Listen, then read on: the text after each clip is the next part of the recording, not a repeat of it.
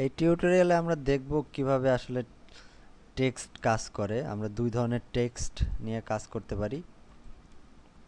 এভাবেও তোমরা আসতে পারো টেক্সটে, কিংবা শুধু টি যদি ক্লিক করো তাহলেও আসবে। যদি আমি একটা পয়েন্ট দেই এবং লিখি, এবং আমরা যদি এটাকে 14 পিক্সেল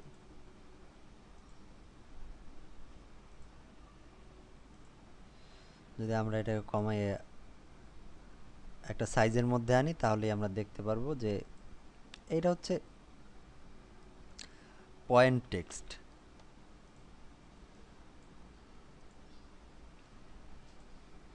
আর আমরা যদি প্যারাগ্রাফ টেক্সট আঁকতে চাই, তাহলে আমরা যেটা করব, জাস্ট ক্লিক করে একটা বক্স আঁকব।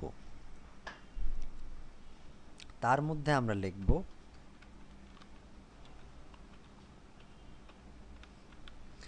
প্রথমবারে আমরা দেখছি এইটা উপরে যে আমাদের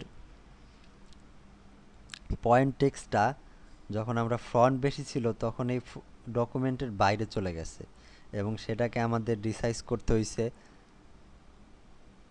পিক্সেল এই ক্যারেক্টার প্যানেলসের মধ্যে তার সাইজ টাইজ ঠিক করে। যদি আমরা এই ডকুমেন্টটাকে সাইজ বাড়াই, তাহলে দেখা যাবে যে এইটা ফ্লো করতেছে, কিন্তু ফ্লো করতেছে আমাদের এই বক্সের মধ্যে। তো তোমরা দুইটা পার্থক্য বুঝলে প্যারাগ্রাফ এবং পয়েন্ট টেক্সটের মধ্যে, যে পয়েন্ট টেক্সট ফ্লো করবে সোজাসুজি যেতেই থাকবে, আর প্যারাগ্রাফ টেক্সট ফ্লো করবে হচ্ছে যে বক্সটা তুমি আঁকবা তার মধ্যে।